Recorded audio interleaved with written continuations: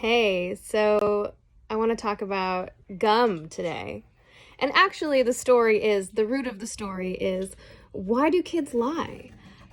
So in our house, just to sum up the history of this, we, for a while, had gum banned.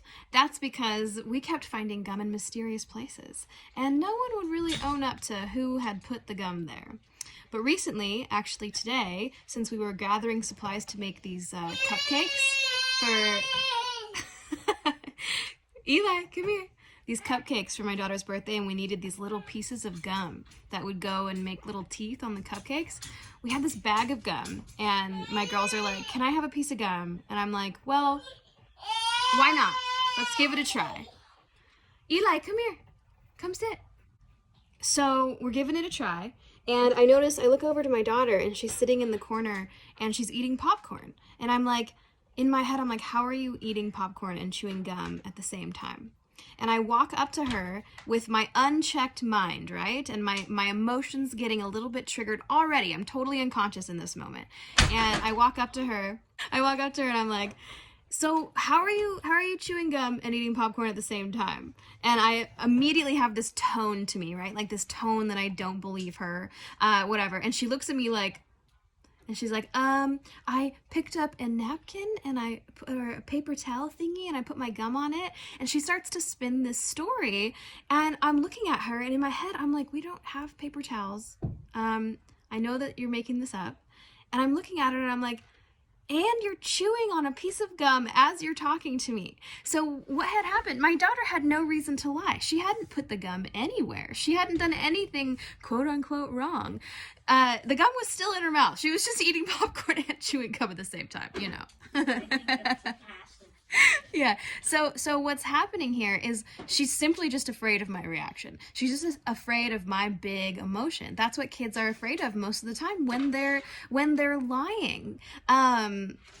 Or perhaps afraid of a punishment or whatever we're gonna do, right? But in this case, it definitely is my big emotions and my big reactions. And that doesn't mean that we don't like hold boundaries because we don't want our kids to lie. That just means that there are other ways to engage without having to bring all of that emotional baggage to the table. For example, like having open, genuine conversation, asking questions with the energy of like, purity, not coming with this like, why are you, that sort of thing.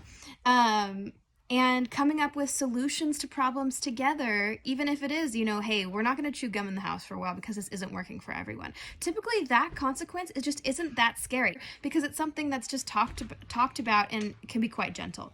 Anyways, but the moral of the story, even more than that, even more than how we have conversation and problem solve, even more important than that is, are we watching our own mind? That's really the root of this because as I'm getting agitated, what's happening is I'm letting my mind run rampant, and I am unconsciously believing thoughts that aren't really true for me, and that's making me feel really negative, and I'm projecting that negative feeling on my daughter. Now, what I mean by believing thoughts that aren't really true for me, it's not whether or not she's putting gum somewhere. It's not like, oh, I was believing that she put gum somewhere, but she actually wasn't. That's not what I'm talking about. That's not the type of thinking that I'm talking about, because one of these days, maybe she will put gum somewhere. It's just, what am I making that mean to me? What am I making the gum being put underneath the table or wherever on the bottom of my shoe mean to me? Why am I turning it into this big tragedy, this big drama? How am I in resistance to what is?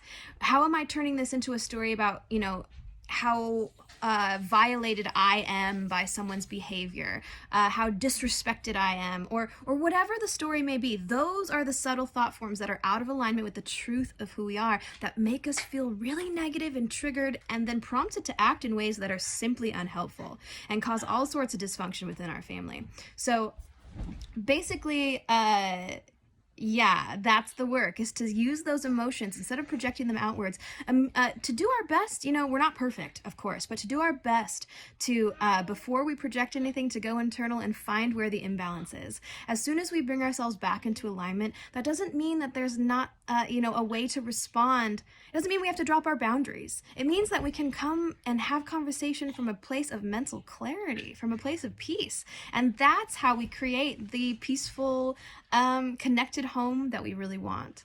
And if anyone's listening to this and you want support in doing that, support in doing the real work of the mind, how we allow our kids to awaken us, really, like, no joke, that might sound cheesy, but that's definitely what's going on. Like, they are helping us awaken our own mind. If you want support in that, please feel free to reach out to me. I am so happy to chat that over with you and to process with you. All right. Thanks for listening. Bye.